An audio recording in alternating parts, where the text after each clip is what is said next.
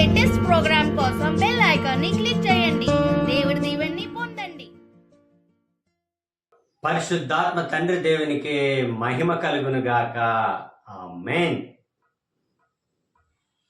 ప్రియమైన దేవుని బిడ్డలారా, ప్రభు క్రీస్తు యొక్క స్నేహితులారా, ఈరోజు మంగళవారం మార్చి నెల 3వ తారీఖు. యేసయ్య మనందరితో మాట్లాడుతున్నారు.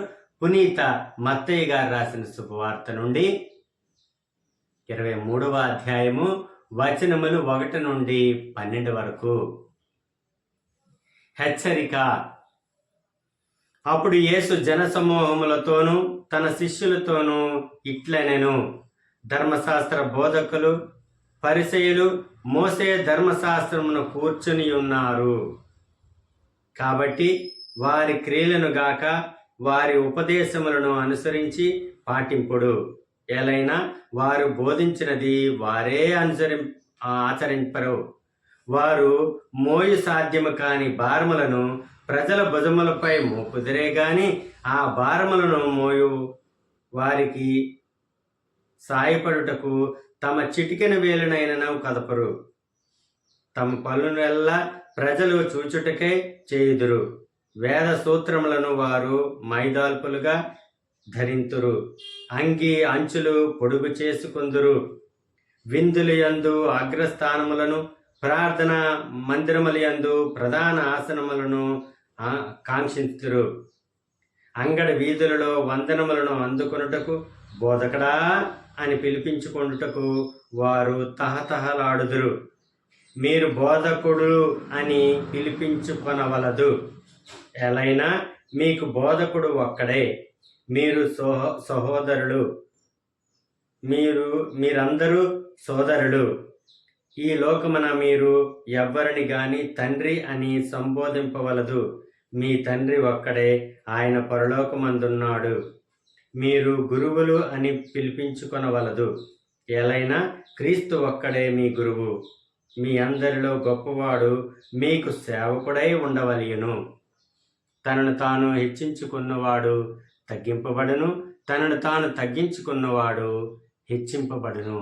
ఇది ప్రభు అయిన క్రీస్తుని యొక్క వాక్కు. క్రీస్తు ప్రభువా, మీకు స్తుతి మహిమ కలుగునుగాక. ఆమేన్. తండ్రి వందనం, యేసువా వందనం, పరిశుద్ధాత్మ ప్రభువా వందనం. Praise the lord. హల్లెలూయా. ప్రియమైన దైవజనులారా, ఈరోజు మంగళవారం మార్చి నెల 3వ తారీఖు. ప్రభు క్రీస్తు మనందరితో 12 మాటలు మాట్లాడుతున్నారు. ప్రతి మాట కూడా చాలా విలువైనది. ఆ విలువైన మాటలను మనం ధ్యానించాలి. ఒక్కటి మనం గుర్తుపెట్టుకోవాలి. ఈ వాక్యాలు 23వ అధ్యాయం 1 నుండి 12 వరకు వాక్యాలు వచ్చినప్పుడు చాలా సంఘాల్లో ఈ వాక్యాలను ప్రజలకు బోధించరు. చదివేసి ఊరుకుంటారు, కానీ దాన్ని మరలా కరెక్ట్గా ఎక్స్ప్లెయిన్ చేయరు, అది వివరించరు.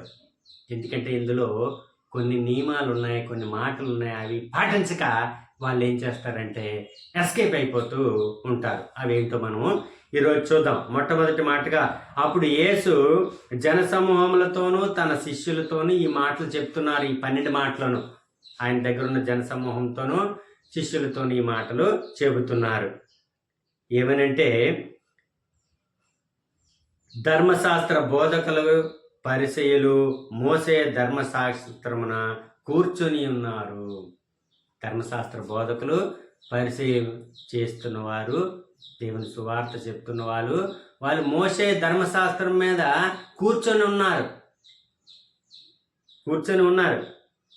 కాబట్టి వారి క్రియలను గాక వారి ఉపదేశములను అనుసరించి పాటించండి. ఎలైనా వారు బోధించినది వారే పాటించరు. Praise the lord. హల్లెలూయా. చాలా మంది దైవ పరిచర్య చేస్తూ ఉంటారు, దేవుని వాక్యాన్ని వివరిస్తూ ఉంటారు, కానీ వాళ్ళే పాటించరు. కాబట్టి దేవుని వాక్యాన్ని మనం నమ్మి విశ్వసించి పాటించాలి తప్పించి ధర్మశాస్త్ర బోధకుల వలె పరిసయ్యుల వలె మనం జీవించకూడదు. ఎందుకంటే వాళ్ళు దొంగలు, వాళ్ళు చెప్తారు కానీ పాటించరు. పరిశుద్ధ గ్రంథంలోని విషయాలన్నీ కూడా వివరిస్తారు కానీ వాళ్ళు పాటించరు. గుర్తుపెట్టుకోండి. ఓకేనా? రైట్. ఇంకా 3వ వాక్యంగా, వారు మోయ సాధ్యము కాని భారములను ప్రజల భుజములపై మోపుదరే గాని ఆ భారమును మోయ వారికి సహాయం చేయడం తన చిటికెన వేలు కూడా కదపరు. అటువంటి వారు ఈ ధర్మశాస్త్ర బోధకులు, పరిసయ్యులు. దేవుని సేవ చేస్తామని వచ్చిన వాళ్ళందరూ ఇలా ఉన్నారని యేసయ్య చెప్తున్నారు. తమ పనులల్లా ప్రజలు చూచుటకై చేయుదురు. వేద సూత్రాలను మైదాల్పులుగా ధరించి అంగి అంచులను పొడవు చేసుకుందరు. విందులు యందు అగ్రస్థానములను, ప్రధాన ఆశ్రమలందు ప్రార్థనా మందిరముల యందు ప్రధాన ఆశ్రమలను కాంక్షిస్తారు. అంగడ వీధులలో వందనాలు అందుకుంటారు. వాళ్ళేంటి? బోధకుడా అని పిలిపించుకుంటారు. మీరు ఒకరికొకరు సహోదరులు, సహోదరులు అని పిలిపించుకోండి కానీ ఏ ఒక్కడు కూడా బోధకుడా అని పిలిపించుకోకూడదంట. కానీ చాలామంది ఆ పని చేస్తున్నారు కదా, తప్పే కదా. అది చదువుతారు, పరిశుద్ధ గ్రంథంలోని మాటలు చదువుతారు కానీ పాటించరు, వివరించరు. ఓకేనా? ఇప్పుడు అర్థమవుతుందా? గుర్తుపెట్టుకోండి. బోధకుడా అని ఎవ్వడో కూడా పిలవకూడదు, అలా పిలిపించుకోకూడదు కూడా. 2వ మాటగా, మీకు బోధకుడు ఒక్కడే, మీరందరూ సోదరులు. ఈ లోకమున మీరు ఎవరిని తండ్రి అని సంబోధింపవలదు. మీ తండ్రి ఒక్కడే, ఆయన పరలోకమందున్నాడు. తండ్రి అని మనము ఏ ఒక్కరిని కూడా సంబోధించకూడదు అని యేసయ్య మనతో పలుకుతున్నారు. మీరు గురువులు అని పిలిపించుకొనవలదు, ఎలైనా క్రీస్తు ఒక్కడే మీ గురువు. చాలా మంది పిలిపించుకుంటున్నారు గురువా గురువా గురువా అని. తెలిసి చేస్తున్నారో తెలిగి చేస్తున్నారో తెలియట్లేదు. ఏమనంటే అలనాడు ఉన్న ధర్మశాస్త్ర బోధకుల వలె, పరిసయ్యుల వలె ఉన్నారు. పరిశుద్ధ గ్రంథంలో ఇంత తేటతెల్లమైన వాక్యం ఉంది. వాళ్ళు చదువుతారు కానీ పాటించరు. వాళ్ళు చదువుతారు, ఇతరులకు వివరించరు. ఇలాంటి మాటలు హైడింగ్, దాచేస్తూ ఉంటారు. క్లియర్గా ప్రభు క్రీస్తు శిష్యులతోనూ అక్కడ ఉన్న ప్రజలతోనూ చెప్తున్నారు, బాబు మీరు గురువులని పిలిపించుకోకండి, ఎందుకంటే మీ గురువు ఒక్క క్రీస్తే మీ గురువు, వేరే వాడు లేడు మీ గురువు అని పిలిపించుకోవద్దు అని చెప్పినా సరే అలాగే పిలిపించుకుంటున్నారు. తండ్రి అని పిలిపించుకోకండి, అలాగే పిలిపించుకుంటున్నారు.